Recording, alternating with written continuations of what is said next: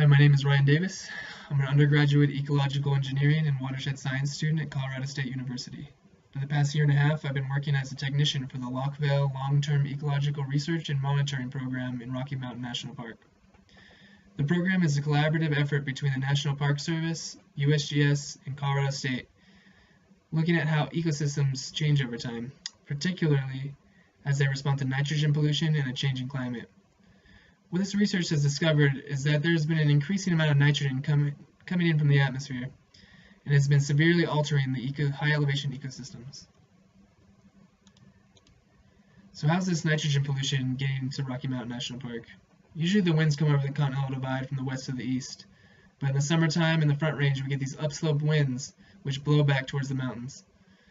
The wind will pick up nitrogen from places like farms and manure from cattle, cars, landfills, wastewater treatment plants, etc., and will bring them up to the high elevations. This has been fertilizing these high elevation ecosystems, and there's been some negative consequences from it.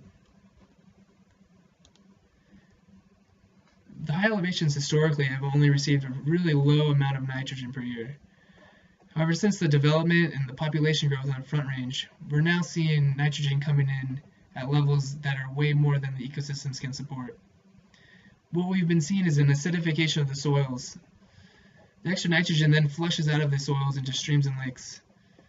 If this trend continues, the waters in Rocky Mountain National Park will no longer be able to support fish, and we'll start to see a decline in the forests. On top of all this, grasses are starting to outcompete flowering plants, and this will result in less food resources for pollinators. I proposed a research project studying the mountain harebell, which is a flowering plant that's found in the high elevations. And what I'm trying to understand is how this nitrogen pollution could be affecting the protein-fat-carb ratios of the pollen, which was one of the main food resources of a lot of pollinators up there. The east side of the Continental Divide has significantly more nitrogen pollution than the west side of the divide, so I'm planning on finding flowers on the east side and then comparing them to the ones on the west side. And the mountain harebell isn't just found in Colorado, but it's found all over the northern hemisphere. Alaska in particular has a very low amount of nitrogen pollution. In late June and early July of this year, I conducted an expedition through southeast Alaska all the way up to Denali National Park looking for the mountain harebell. The nitrogen pollution problem isn't just along the Front Range, but it's a global problem.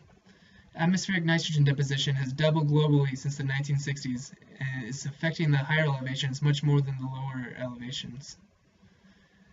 And finally, it's important to note that humans now contribute more nitrogen to the biosphere than all natural processes combined. Thank you for your time, and I'll happily answer any questions if there are any.